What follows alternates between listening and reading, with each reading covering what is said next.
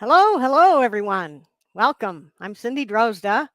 I'm here for another Tool Talk Live day. Wonderful summer day here. Um, so I don't know what's going on here, but I'm going to, I guess, just leave it. I just do not know. Uh, okay, Todd, I've got some tech stuff to talk to you about later. Anyway, wonderful to see all my friends here.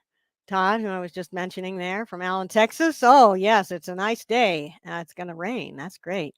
Uh, so great to see all my friends here. And yes, Friday's a good day. I enjoy these Friday things very much. Pete, great to see you. And I think I saw, oh, yes, my friend Glenn from Florida. I always think of you as being from Texas. David Perez, great to see you. Um, who am I looking for in this list? Oh, Paul, good to see you from the across the pond. Very good. Very good. And Kalia, great to have you here. I just finished watching the recording of your AW demo. It was great. Well done. Well done. Oh, Roger Carter, good to have you here. If I don't mention you in person, Keith, nice to see you.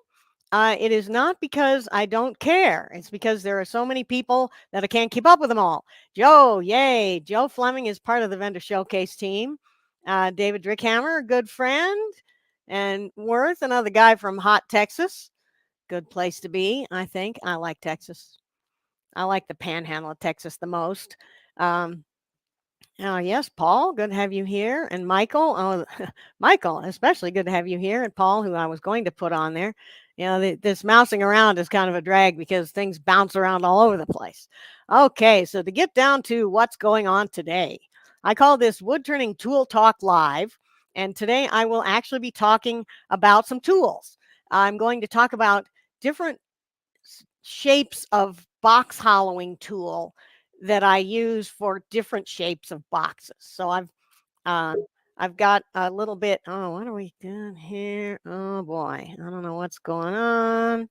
Okay, I did something weird with my registration this time, I think, and people are jumping into the studio, and I don't know why.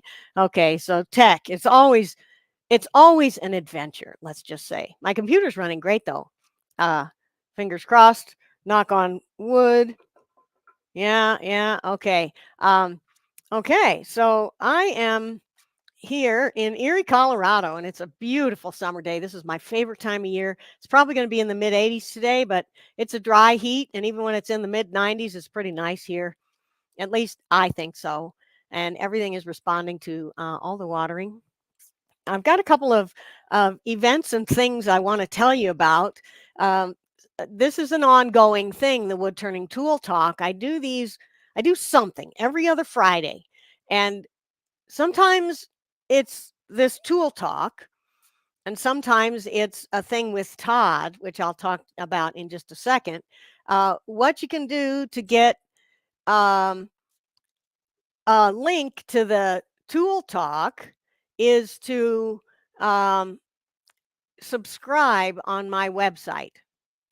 And if you subscribe, I send out a direct link like 2 days before and then again 2 hours before. So y'all would have gotten that already. Um, and that's something that I like to. Oh, what is Todd doing in here?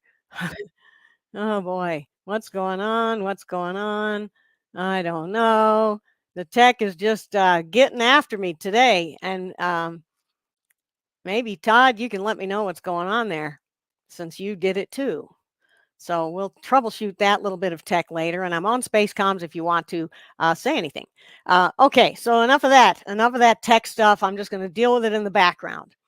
Yeah, subscribe to my email list, and you get lots of good notifications of all kinds of things. And my friend Todd, who I mentioned, and he helps me out with my IRDs, and I help him with his, and we're both part of the vendor showcase team. Todd also does a live stream every other Friday, and his are at 2:30 p.m. Central, 1930 UTC, and so let's see, that means next Friday you can see Todd. You see one or the other of us, or perhaps both, every Friday, and you can go to his website, woodturningtoolstore.com, and sign up, and maybe he'll post some links for you. Uh, and then about once a month, Todd and I do what we call a sharing session. And this is a live Zoom meeting with the mics and cameras, and you can show us a piece of your work, ask a question, troubleshoot your process, let us know the aha moment or the wonderful little tool tip or gadget you discovered or any of that kind of stuff. And again, if you go to either of our websites and subscribe, you'll get the Zoom link sent out to you. The next one will be August 2nd. And this one will be at 2 p.m. Eastern. Okay, so you're wondering why the time for these varies? Sometimes we do it on Todd's regular live stream day at his regular time. And sometimes, trying to alternate them if we can, we do it at my regular live stream time on my regular day at my regular time. So that's what August 2nd is, my regular time, which is 2 p.m. Eastern. All right. So join us for that. They are lots of fun, great ideas and sharing of all kinds of stuff. See what other people are making. Share something you've done. It's great fun. And I hope all of you are going to SWAT because this is the best fun symposium in wood turning today. Waco, Texas, August 23rd through 25th.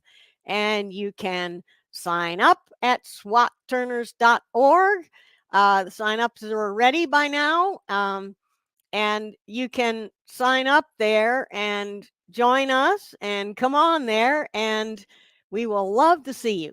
Great vendors, great family and friends. And if you can't make it, I'll probably do a live stream from there, and so probably will Todd, a better quality one. And maybe we'll get some vendor showcase people. I think Joe might be there. Okay, so yeah, I'm kind of behind on looking at the questions and comments. If you have an actual question about wood turning, please post it in the chat. And yeah, it might let us know what the weather's like too. And we can't wait for SWAT. Good place to be for everyone.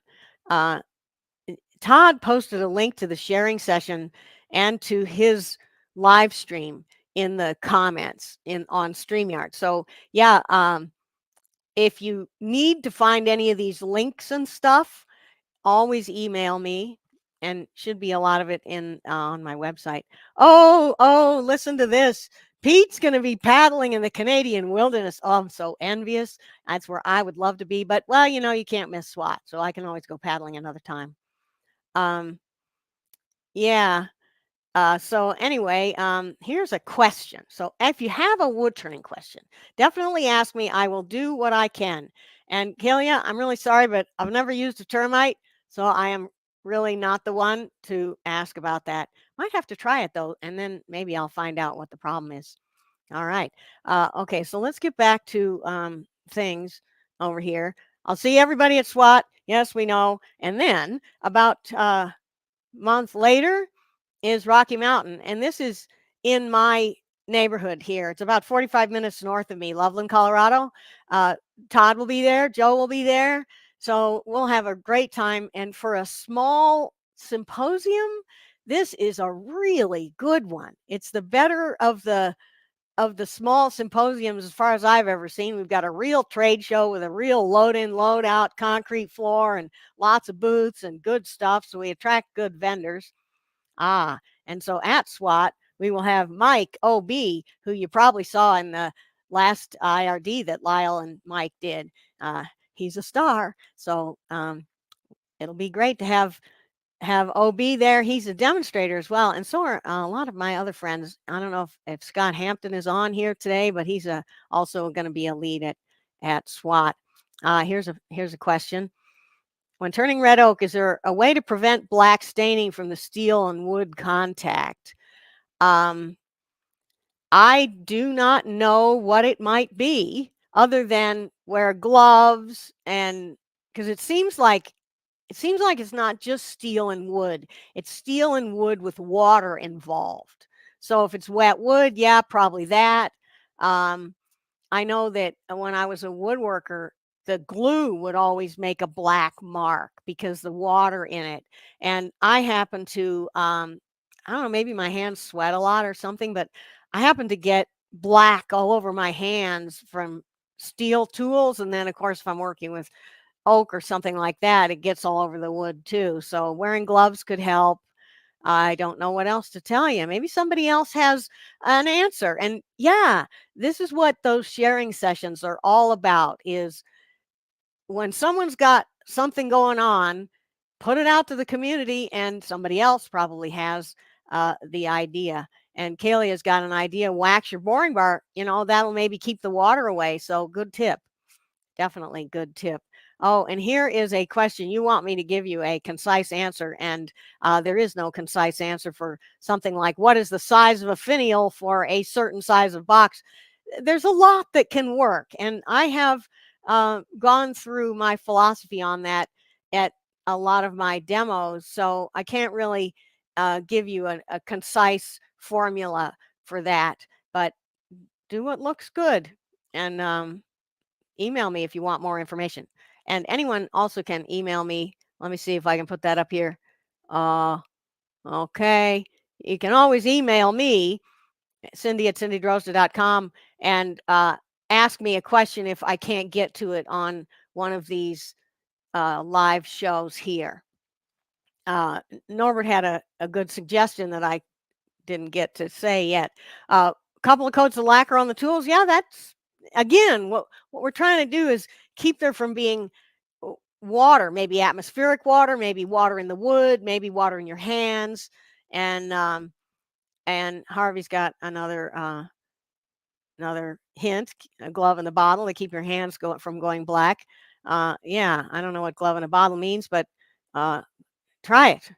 Try it. Oh, and I didn't know this. Some people are just allergic to red oak. Well, some people are allergic to other kinds of wood too. So, yeah, be paying attention to that. If it really is a personal allergy, just turn something else. Okay, so I'm going to see a whole bunch of you at Rocky Mountain, I sure hope. And that's in September. And after that, I'll be doing my next IRD. I've kind of been, I got too much to do with all these shows and things. I have an art show in early August as well, and lots of work to do. And here's what I've been doing. Finally, I got the videos for my, a couple of my past presentations up for rent. And the waterfall is the first one I did.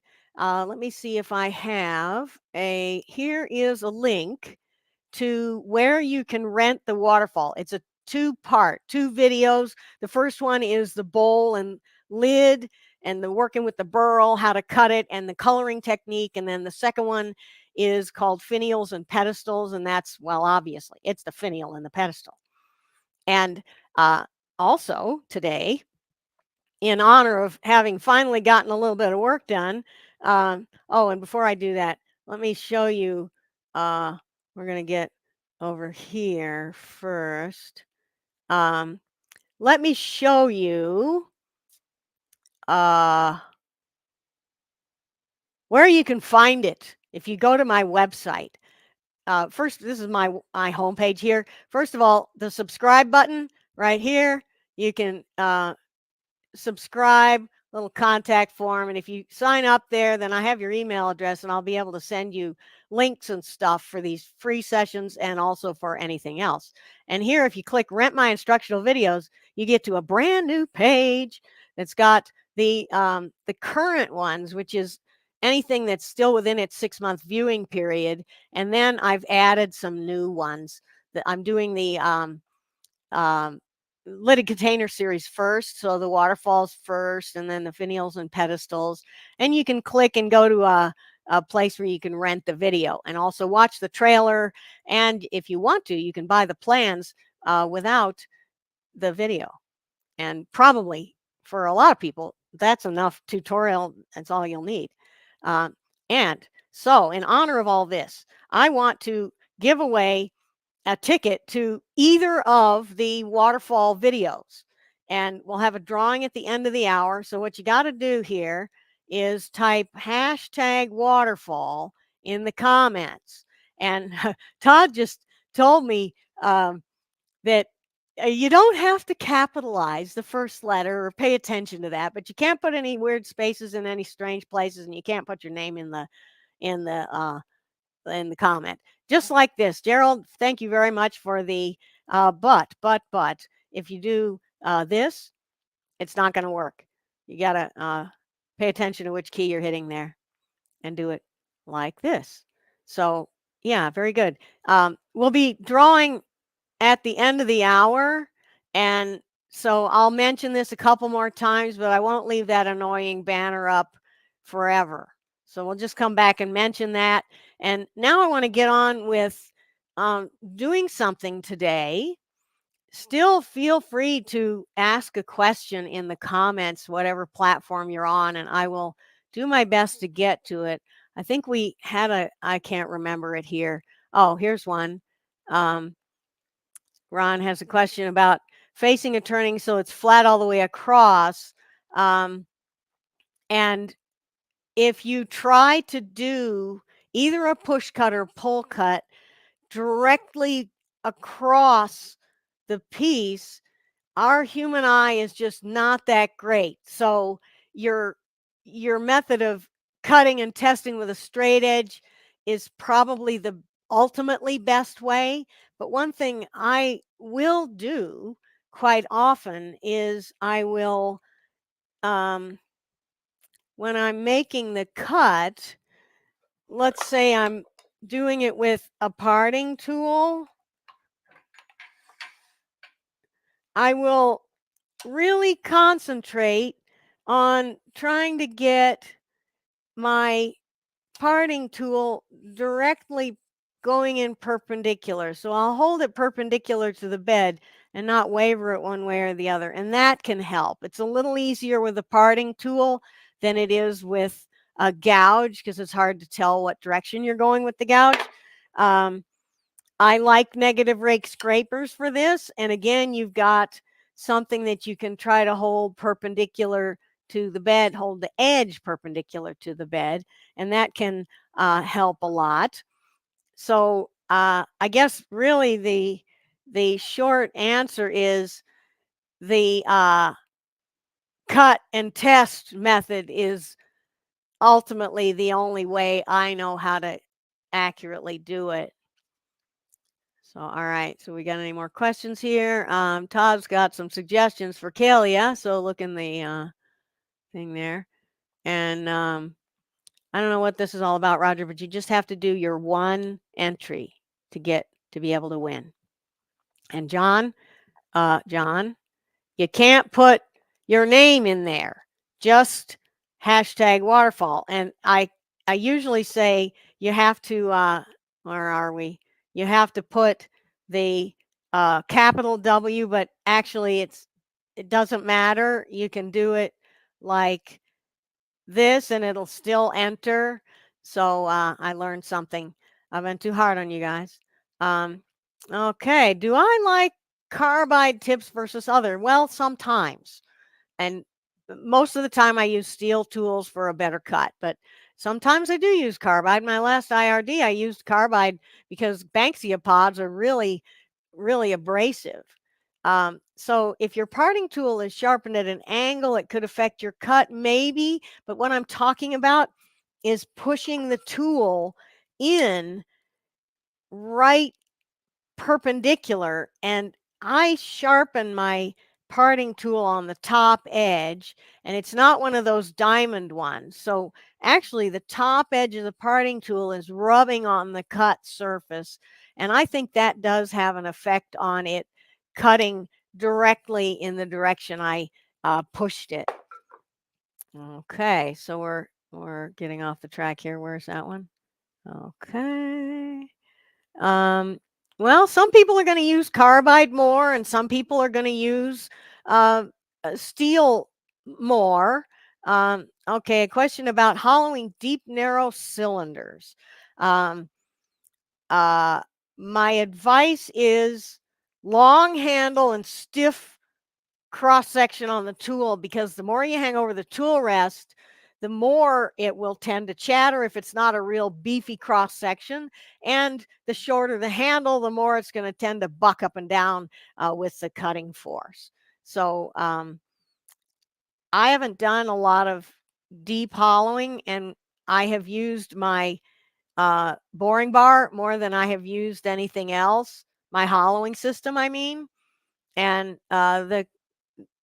the hollowing system does a great job of it, the captured hollowing system. Okay, glove in a bottle is a product. I get it now. I have used something like that. It's a protective hand cream. And yeah, that's a pretty good idea because it won't be as awkward as using gloves. Again, what we're talking about here is how to keep the water from your hands from reacting with the steel and the tools and the tannin and the red oak and cause a black stain. Okay, Larry, you're not going to like this answer. Best epoxy to use that is not real costly. Usually with with something like epoxy, you're going to get what you pay for, and the best epoxies to use are not the super cheap stuff. I would not buy epoxy from the hardware store. I would buy, oh, well, unless it's a name brand. I would buy a boat builder's brand of epoxy like System 3 or what's the other one? West System. Um, that are formulated to be very high quality adhesives and fiberglass bonder. So I wouldn't try to save money on my epoxy is my answer. I don't know, try to use less of it, I guess, uh, rather than trying to scrimp on it. And I guess that's kind of just me. All right, so what I want to do today is I have a box that I made in my last session. I have two of them actually. And this is, in the last session, what I did was I showed some ways that I deal with a lid that I didn't get the fit, or I got the fit too loose, and how do I fix it. So I've got this box that needs hollowing, and I'm going to use this box as the demonstration subject to show you some different tools and what they do, how they interact with different shapes of box. So let's start first with, we're going to start first with a box like this one. This is just a straight-sided box. Actually, that doesn't work so great, does it? Let's go here. A straight-sided box, and the hollowing on the inside is straight-sided. So I'm using a tool that will give me a straight-sided wall parallel to the bed of the lathe and the side of the box, and also a flat bottom. This one shows a little radius in the corners, and sometimes I'll do them like this one with a square corner. I did that with the square corner on this one because I wanted to put a disc of inlay veneer in it, and so I didn't want it to be rounded. I wanted a crisp square corner. So if I'm going to do a square corner, I have a few favorite tools for that. And the strategy I like to use for getting straight sides on a box is to use a tool that either has a radius corner or the cutting edge on the very top of the tool. So here is my favorite one for straight-sided, flat-bottomed boxes. It's a negative rake scraper, and it's got a radius on the side of the tool stock so that the top sloping edge doesn't contact the wood. And what happens is this radius on the side of the tool rides against the radius on the inside of my opening, and it tracks nice and straight. Of course, I do have to do my own job of holding the tool parallel to the bed of the lathe. And what I'm doing is I'm looking down on it, and I'm noticing the tool line, and I'm noticing the line of the bed, and I'm lining them up parallel.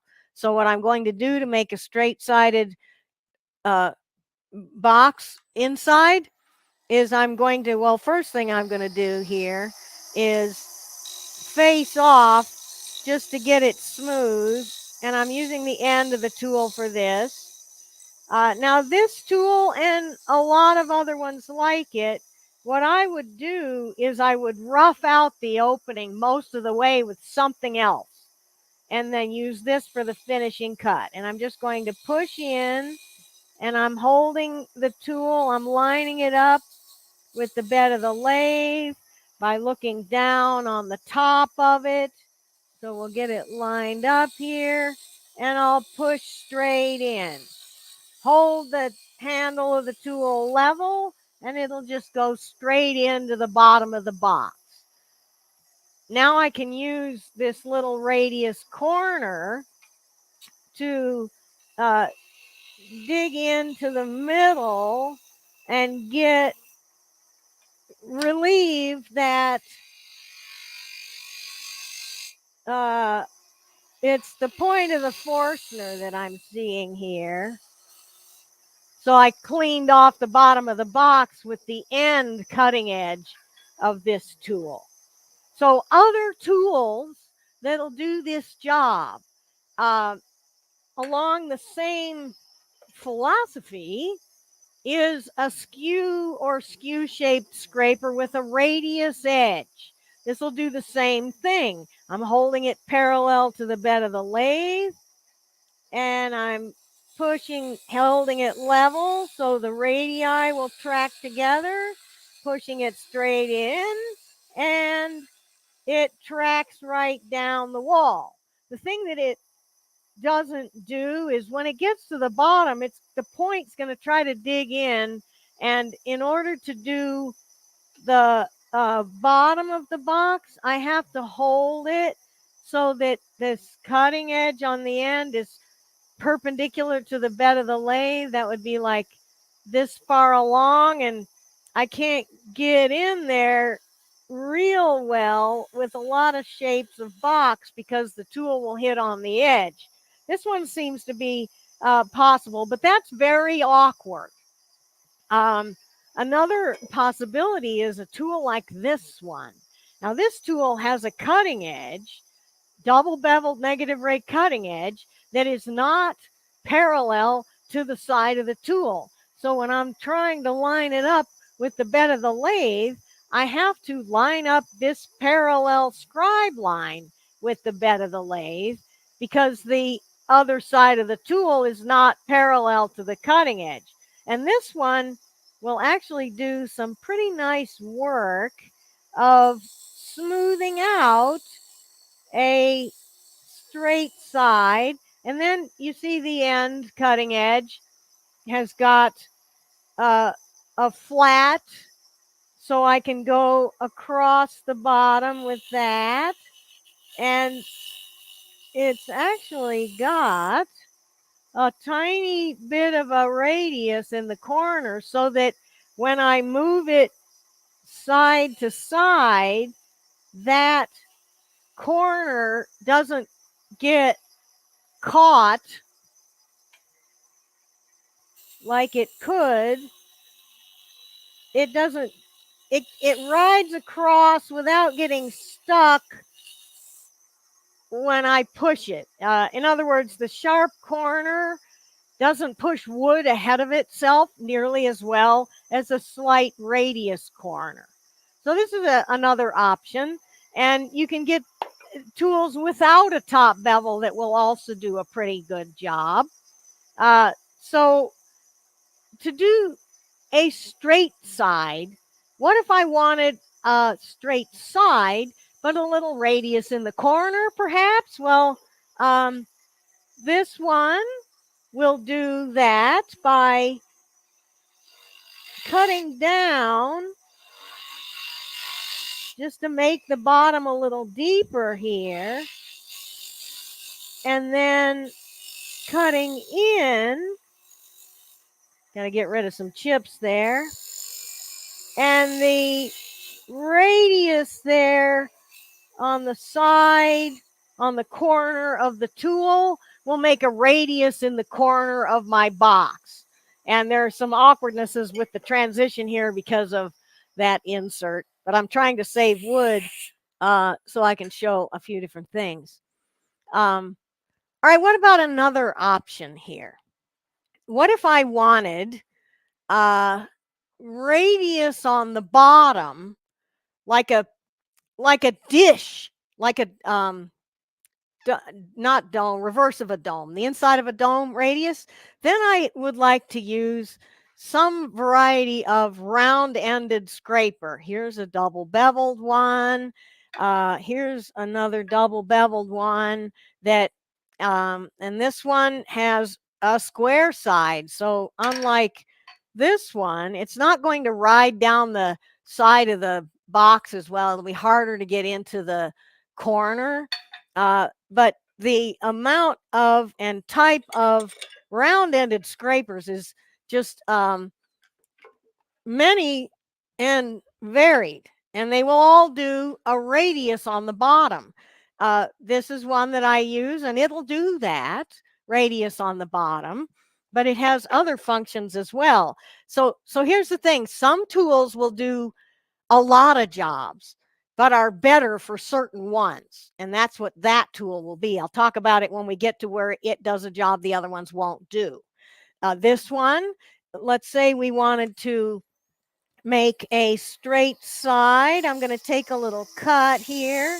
And this one also will track down the wall of the box because it's got a radius side. And then it'll just do some round nose action here in the bottom of the box and dish it out fairly easily.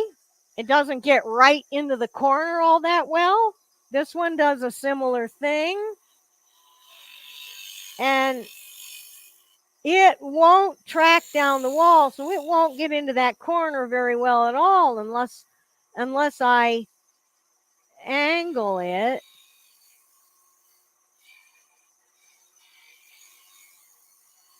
to get right up into that corner. Some people like to use these carbide tools, like this is the Jimmy Clues Mate tool. And it also will do a fine job on the end here. And it'll get right into that corner. It doesn't automatically make the side of the box parallel to the bed of the lathe, but because of this little relief here, it'll get right into that corner. Sometimes people will say that a carbide like this with a sloping, let's get over here, a sloping drop angled down top is not going to rub the bevel on the end grain and therefore won't give as clean of a cut as, I don't have it here with me, but there are other carbides that are designed more for doing the end grain. But if it's round, it'll make a nice round shape on the bottom of your box. Here's another carbide mate tool, and it is designed to get in undercut places, like where there's a smaller opening and you're trying to undercut it. This one will do this job, but it will also do jobs this one won't do, or these other ones won't do, because it will, well, that one will. It will undercut better than just a plain radius round nose scraper. Here's another one I like a lot. This has got a round tip and a ever large, ever growing radius here. So it will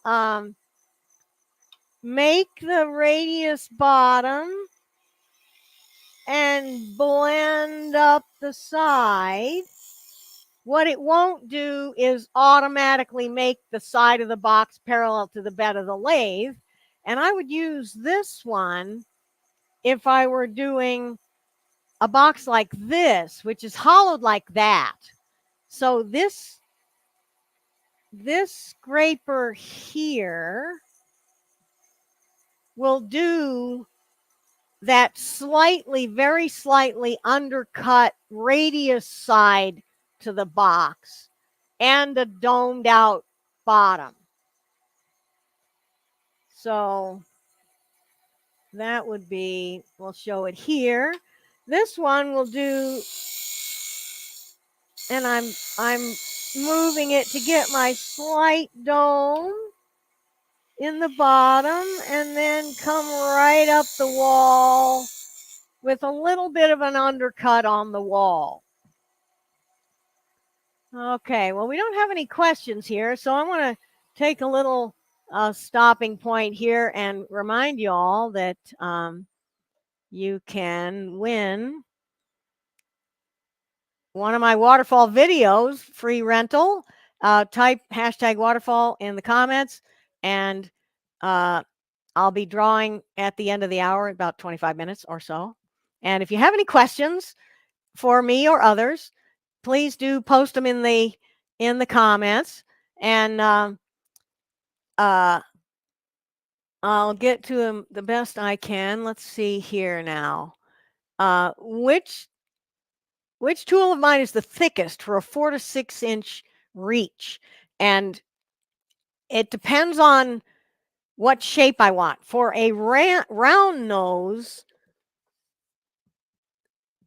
round-ended scraper, this is 3/8 of an inch thick, and so it will handle tool rest overhang pretty well. This straight side flat bottom box is also 3/8 thick and will handle tool rest overhang well. It's for straight sides and flat bottoms, of course.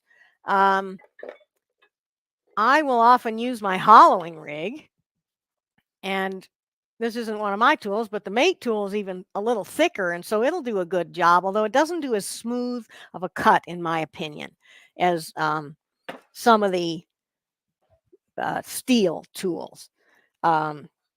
So let's see. In contrast, this one here is only 1/4 of an inch thick, so it tends to chatter if it's hanging over the tool rest a long way. It's not real great for that. That's why I did this thicker one here, is to give something that will do more tool rest overhang. So if that answers your question, I would love to say that I have a tool. I sell a tool for every job, but I really don't. Oh, where did I get the handle for the mate tool? Let's show that here. Here. This is a modular handle from Woodturning Tool Store. It's got, this one here has got 2 sections. That's a 4 and that's an 8 to give me just a 12-inch handle. I should have a longer handle really on this one. And you can see how it's constructed. It's got it comes with joiners. I could put another extension or a cap on the end. It's hollow, so I could fill it up with steel shot. And then you can get various ends with different opening diameters. And Todd will put a link in the chat for you, hopefully, about that, because you get those at Woodturning Tool Store. And let me find that for you.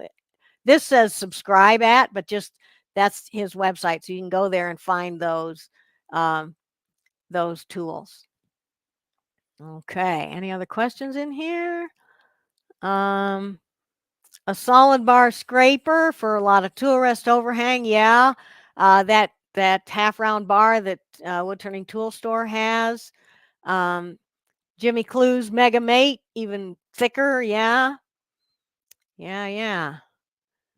Oh, we got any other questions in here?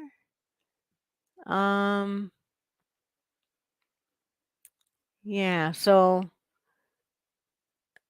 I think Todd's dealing with some of the questions. Very good. Thank you. And he put some links in there. So yeah, if you have links you want to share with other people, please feel free.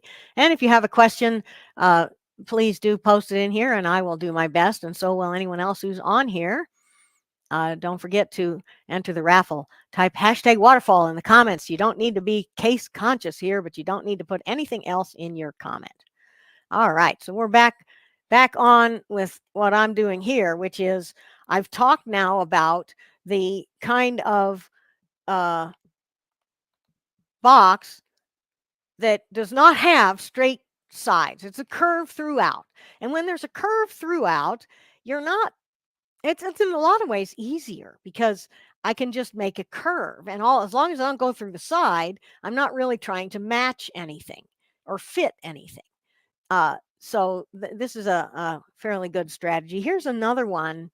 This box here has just a plain radius at the bottom, but at the rim, I've made it be straight sided. And on this, with this tool, the very end, if you will, of it is straight. So I can use this one to give myself a little straight-sided area here if that's what I want, and then transition to a dome shape on the rest of the inside of the box. I use this tool a lot for boxes. I also have a larger one that's a little bit thicker that would be better for more tool rest overhang. Okay, there we are. Oh, and John Fisher, our resident comedian, is going to post some chain links. As long as they're not for chain letters, we're fine with that. Okay, so what's next for box shapes? Well, sometimes I'll want to do a box shape that's like this one, where the shape is, I'm calling this undercut, where the largest diameter on the inside is larger than the opening to some degree. And this particular one, it's only undercut down in the bottom of the box. So for this one, I might get part of the way with this tool. Here's the shape we're after right now. I might get it with this tool because I can reach in there and I can undercut to some extent, and I can smooth out the bottom. You saw how much I had the tool angled over to get that, and I can do the same with where is it? This one. It will, as long as the angling to the side doesn't cause it to hit on the opening, this one will get in and undercut down low. What it won't do is undercut very much way up high, because this corner won't allow it to get in and undercut right at the rim. This one will do that lower undercut. It will also do a right at the rim undercut. Ditto for this one. And this one, another carbide. So those last three I talked about will do this job, but they will do jobs that the tool that can do this job won't do. And that's coming up. So this kind of a piece with a lot of undercut down low there, I usually use this tool for that one because that'll get in there and easily do a really good undercut down low in the piece, and also do out near the rim. I don't know what this kind of mate is called. This is a carbide one. I think I get a better finish ultimately with steel, but a carbide will hog out really fast. And so next is, what about a box like this one? This one has an opening that is considerably smaller than the largest diameter of the inside, and I want to undercut it right at the rim.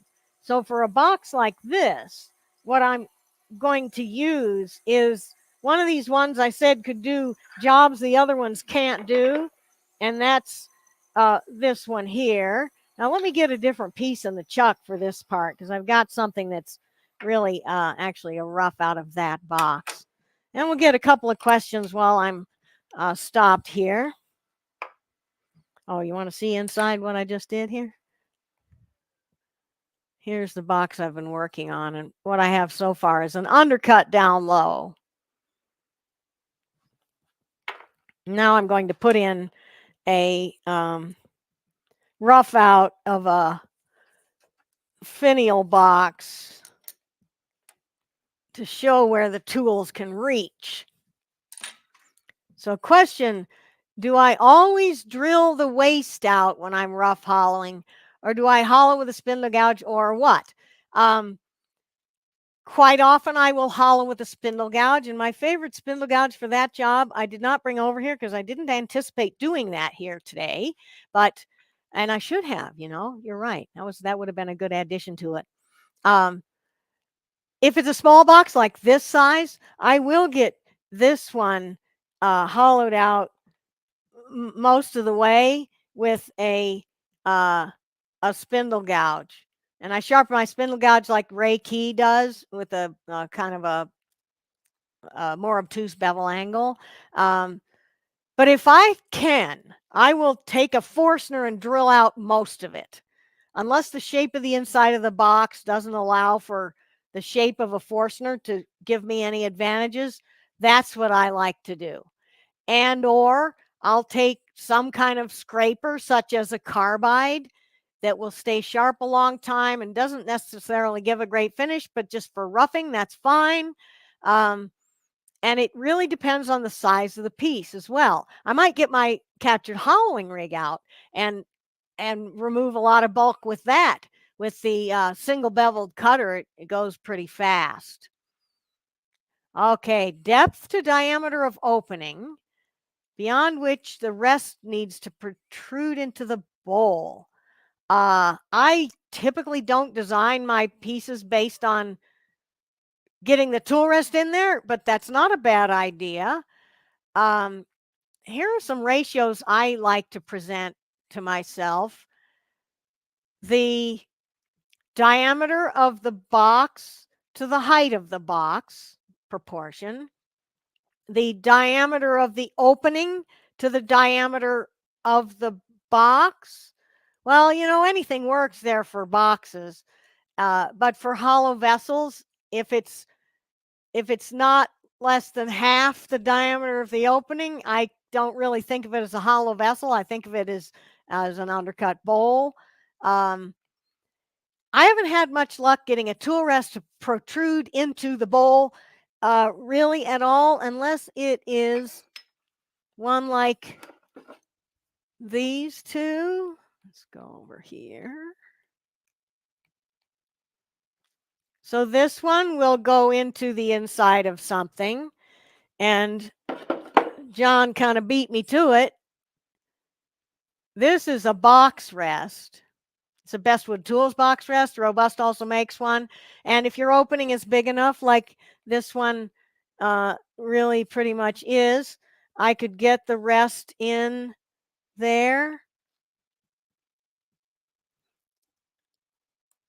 And actually, what's cool about this kind of tool rest is I can adjust it up and down to where the height of my tool set on this flat rest is cutting right on center. It's a little fiddly to set up, but then once I have that, I can get past that little dimple or nipple in the bottom without any worries at all and do a really smooth job, just like with a hollowing rig.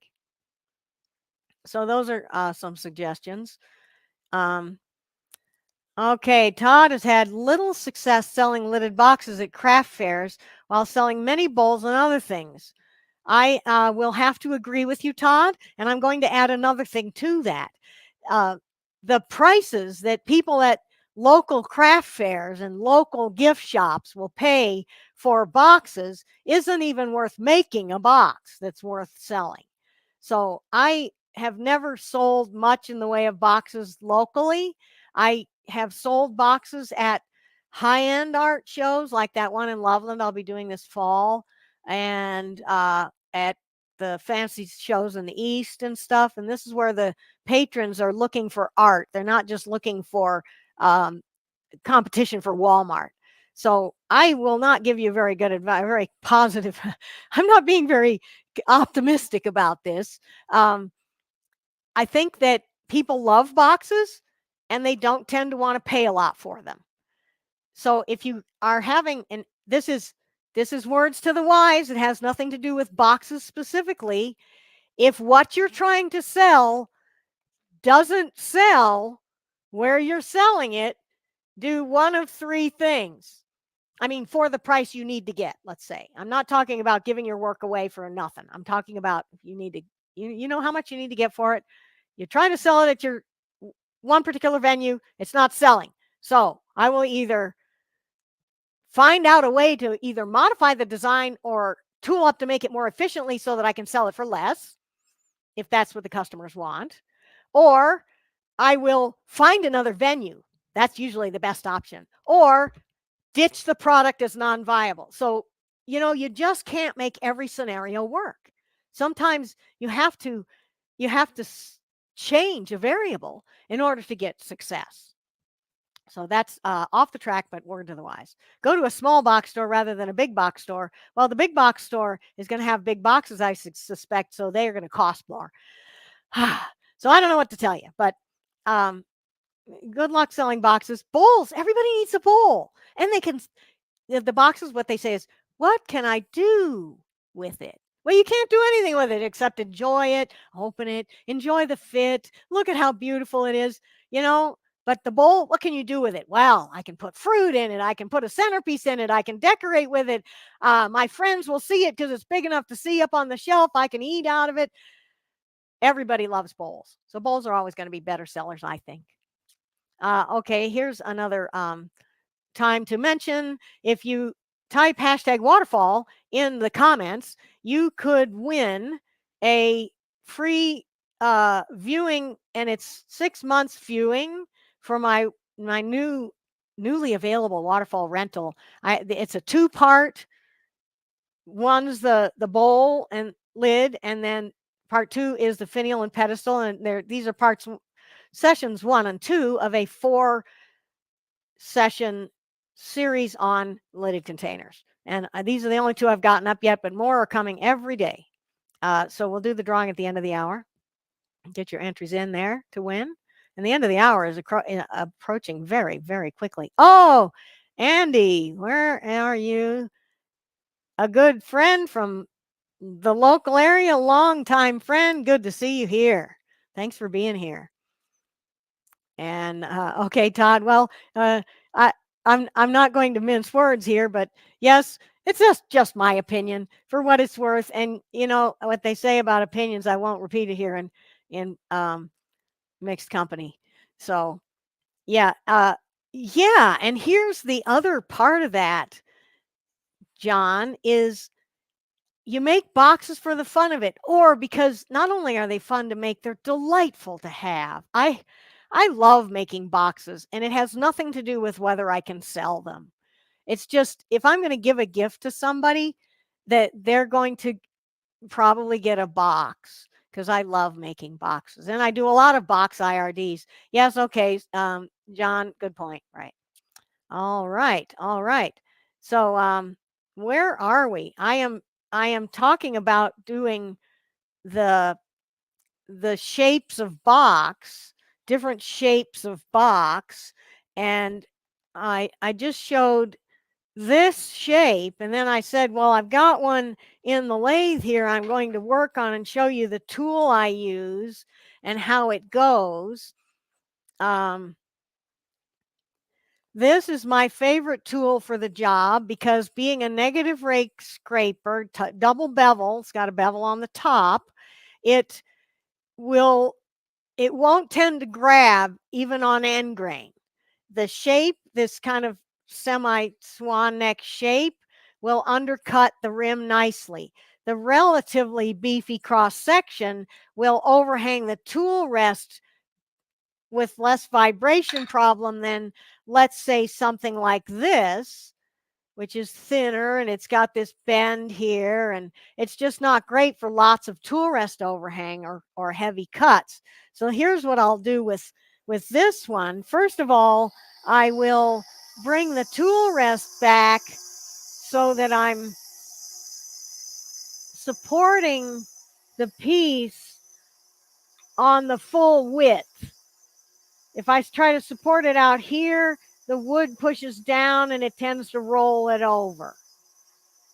So this one, I guess I don't need to be that far away.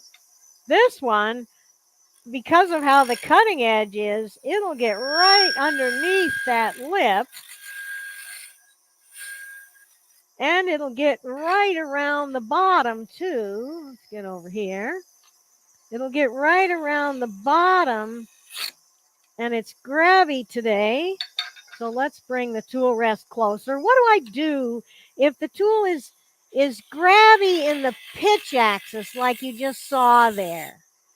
Number one, first thing to do, assuming I can't move the tool rest closer, is get a longer handle, because the handle should be, let's say, the distance from the wood on the edge to the tool rest should be 1/5 of the rest of the length of it or more. And a long, heavy handle will combat that grabbiness better than any other thing you can do. So if I'm finding that this 12-inch handle is causing it to pitch when the wood touches the tool, I'll put a longer handle on if I can't move the tool rest closer, and maybe a heavier handle as well. So there's, we'll get the chips out of here. How I do the inside of this box. Question about the tool. How do I sharpen this tool? The short answer is I set a platform to the bottom bevel, and the platform has a cutout so I can get the tool supported at the side of the wheel. 60-degree angle on the bottom. I never sharpen the top bevel because I want a sharpening burr on the very top. The long answer is go to my YouTube channel and you can find a video on that in detail. So a lot of people ask about how to sharpen that, and yeah. Can I give a quick summary about the lid fitting? I would like to suggest that you go watch last session where I gave a very long summary on lid fitting and how to fix them. IRAs should be rolled over. I don't get that one. You're going to have to explain it, John. Sometimes your humor is just a little bit too much. This tool is very easy to sharpen. Very, very easy. One of the easiest ones, because all you do is set the platform and drive the tool around the grinding wheel. The hard part is if you don't have a cutout in your platform. So watch that video on my YouTube where I show that. You can make an overlay for your platform, which I show doing in the video, that will give support at the side of the wheel, which is what you need. So this is one of the easiest tools to sharpen, way easier than sharpening gouges. And if you want more advice, you still have questions, send me an email. Okay, so the last thing I wanted to talk about is a tool that's actually, that's this one here. It's actually for hollow forms in miniature, more so than for what you might call boxes. But do you call it a box if it's a hollow form with a lid? Yeah, why not? Lidded container, let's just say. And with an opening that's very, very much smaller than the inside diameter. So the tool has got to really reach around the corner. And I use this one here. It's called the Signet, and this is a Hunter-made carbide. It's got a down angle at the tip to make it a little more gentle when cutting right on the tip. And here's how I'm going to use this one. This is not a hollow form exactly, but there are a couple of tricks to this being a tame and easy tool. The first is the tool rest needs to be back behind the bend. That supports it with the cutting edge in line with the tool where the support is. If you support it up near the end, just like that other tool, press down and tries to roll over and makes it really grabby. That's why those Allen wrench tools are not that great. Oh, and how do you combat the Allen wrench scenario? If you want to make one out of an Allen wrench, use a large diameter handle, because the large diameter of the handle, and let's see, that would be like, take one of these handles, and the diameter of your grip gives you mechanical advantage over the tool support point on the tool rest. So that's one thing you can do. That's why David Ellsworth's tools are so successful. He has these like 2-inch diameter handles, and it helps. I'm going to move the tool rest back so that I have the tool rest supporting it properly. And then the other thing I'm going to do is raise the handle and roll the tool over. Let's see if we can see that better over here. Over here. Raise the handle, roll it over.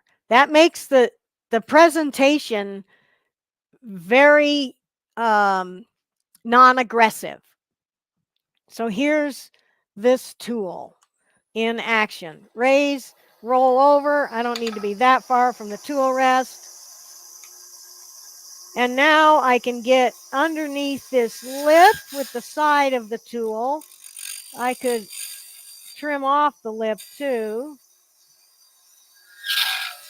And I can get around the corner.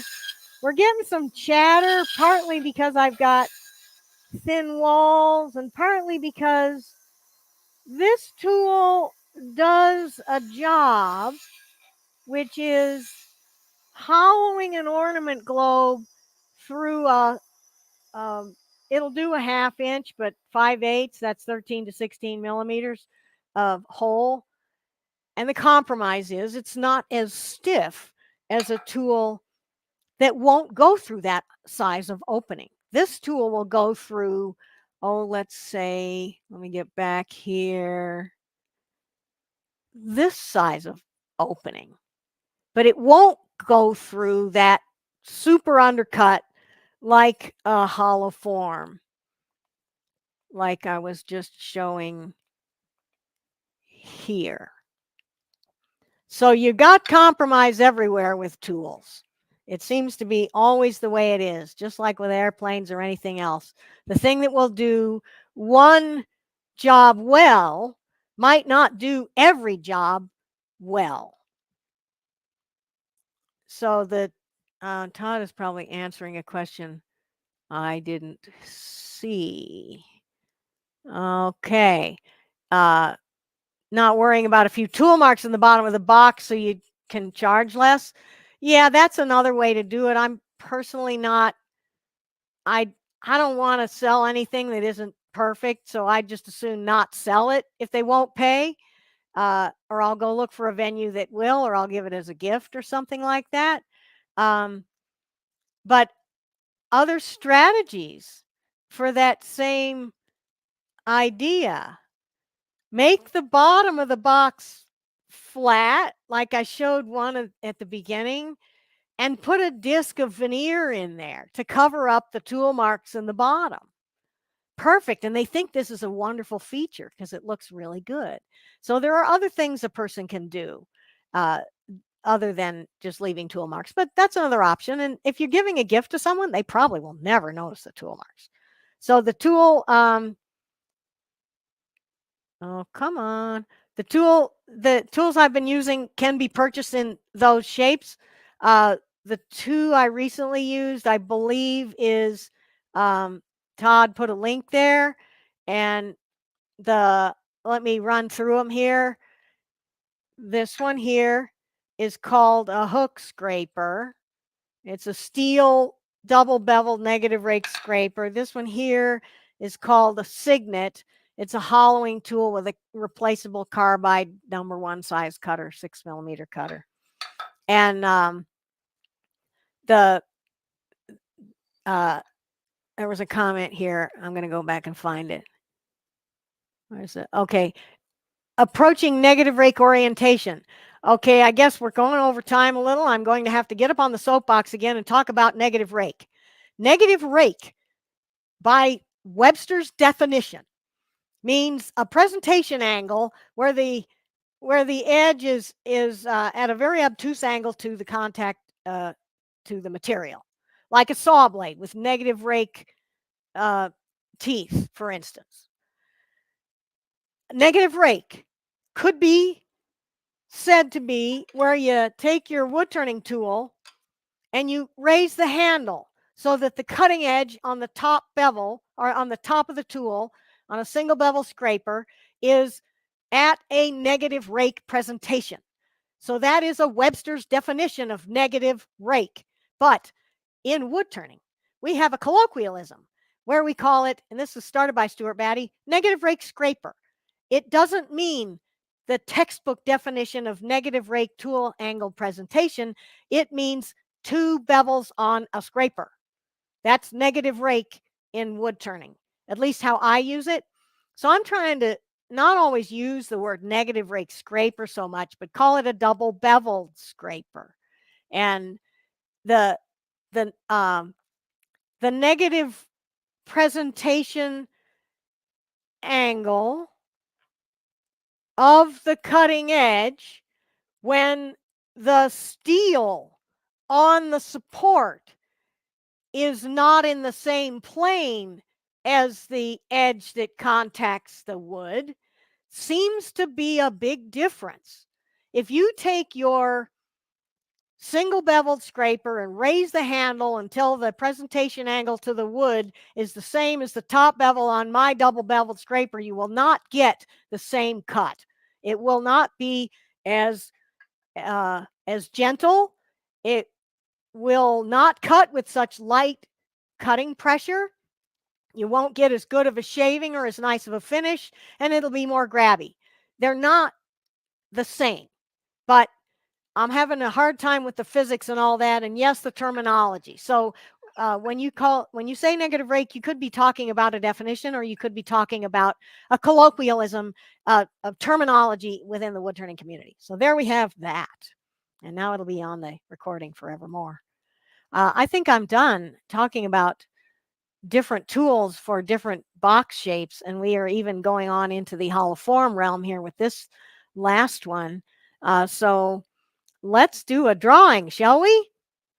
We're going to get oh, and here's a good point. The negative rake, the double beveled negative rake, allows you to keep the handle level, and in fact, yeah, you get some advantages sometimes by having the handle level. Like when I used that straight side flat bottom box scraper, it wouldn't have worked as well if I had to have the handle up higher than the tip, because it wouldn't track down the line of the box opening. So yeah, that's something about it that's an advantage as well. So our business at hand, our next business at hand, is we're going to give away a couple of free watches of my waterfall video for 6 months. And I'm going to send you a coupon you can use on my website. That means you're beta testing my system for me too, because I want to know how well the coupon thing works. Let's put things up one more time here just for fun, and I will show you I'll get rid of this too.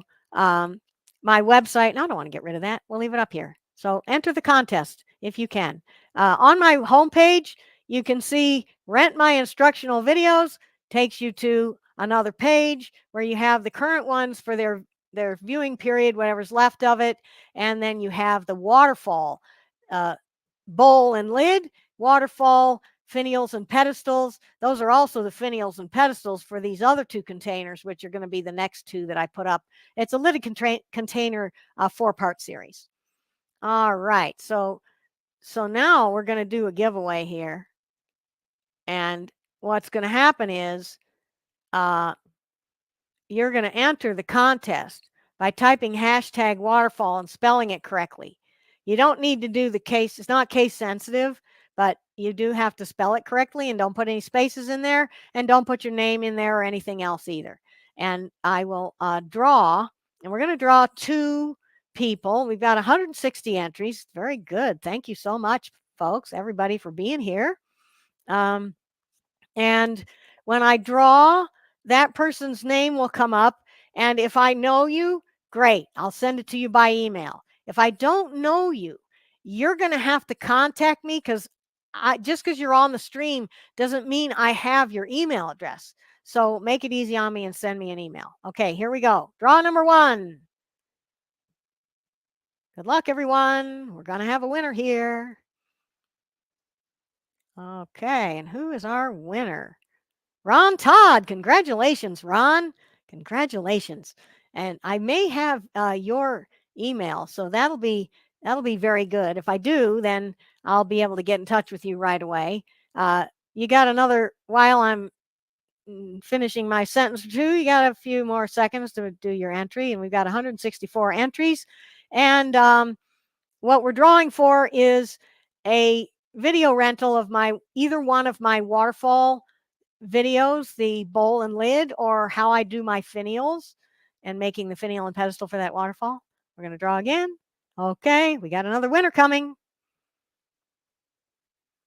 And good luck, good luck. Yay, Pete Meyer. Pete is a big winner. He's won my one of the things I do is I give away at the Pat Carroll's Meet the Woodturner, and Pete has won there, I believe. Pete's a regular on Meet the Woodturner. And thank you so much, Pete, for being here, and Ron, and all of you for being here and sharing this fun day with me. I had a good time, and I love to be able to get on the soapbox a little bit and also share a little bit of information. And remember, if you do want to buy tools, as an aside, you can go to my website and find most of what I had here today. Not all of them, though. Some of them are from other people. So very good, very good. Thanks, everyone. I will see you in 2 weeks. Actually, I'll see you before that, because I'll be lurking on Todd's live stream next week. So join Todd at 2:30 Central, and we will see y'all later. Bye-bye, everyone.